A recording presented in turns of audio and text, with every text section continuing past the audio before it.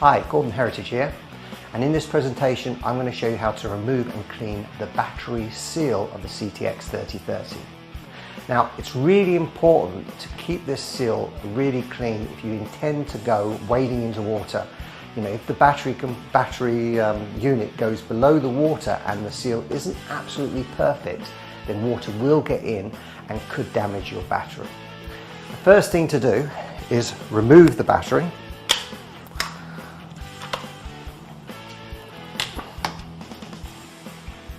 And then remove the headphone module if it's already fitted.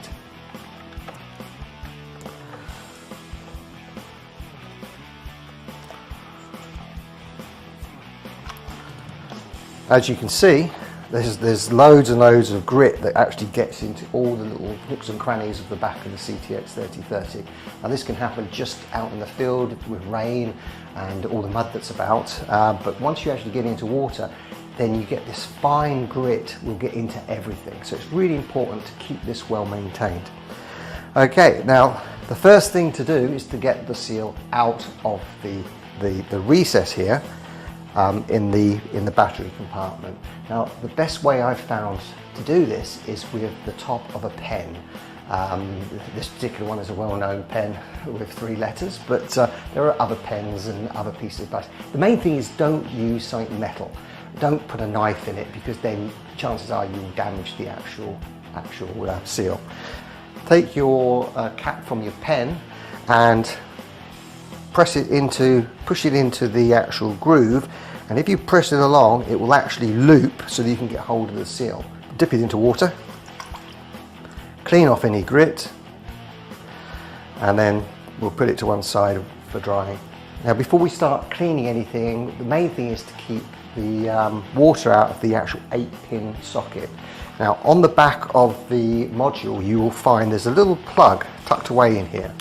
I'll remove this and place it into the socket, actually screw it in there, and that will then keep water out of that pin. Now even if water does get into that, as long as it's not salt water, it won't do much damage, but you must make sure that you completely dry it out before you actually refit the module.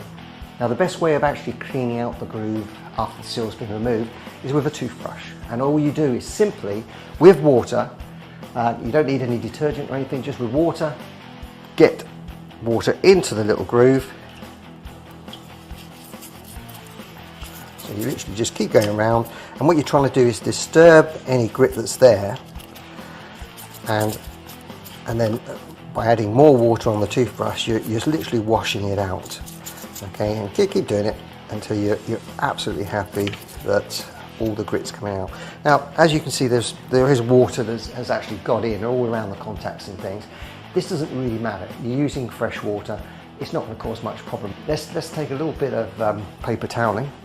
Just get the excess out, and then we're going to put it to one side and let it dry. So I've let the detector dry out for a couple of hours. It's completely dry now. It's a matter of fitting the seal. And now I've read on the internet that people advising users to actually use silicone grease to improve the seal. Now I'm sure this will improve the seal, but again, I've talked to MindLab service. They're worried that little bits of grit will stick to the actual silicone, and that could cause problems further down the road. On a personal level, I've tried it, and what I found is that when I go to clean it after it's been greased up, it just makes the whole process of cleaning the seal a lot more gunkier. So I personally don't use it. And as long as you keep the seal clean before you go into the water, then it's best, you know, just to do it more regularly and not bother with silicone grease. Okay, so to fit it, very, very simple. Obviously there's a straight edge and there's a curved edge. So you make sure the straight edge is at the top, and you just literally lay it into the groove, and it usually will just sit in there. And then if you've got fingernails, just poke it in with your fingernails, and then, you know, if it needs a little bit more sort of easing down to the bottom of the groove, then take your pen lid and just run it round and actually poke it there.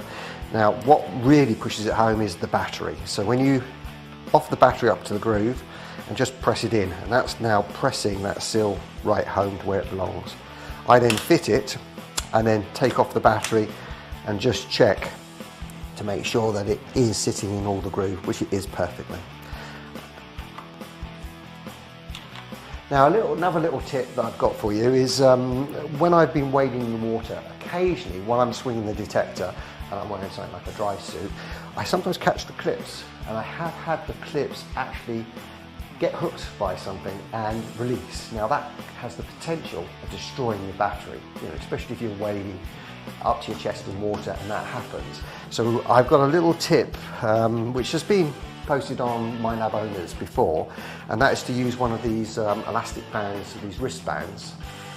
You get them for events. It doesn't have to be one of these, but I'll show you the idea. Now what I do is I put it over the battery. This is before I go wading, okay, so that it actually contacts the front of the clip.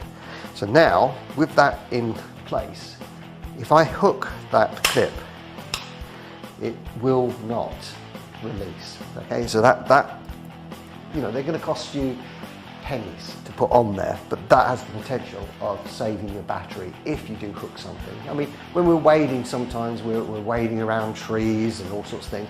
All sorts of things are hooking around this. So this has the potential of saving your battery.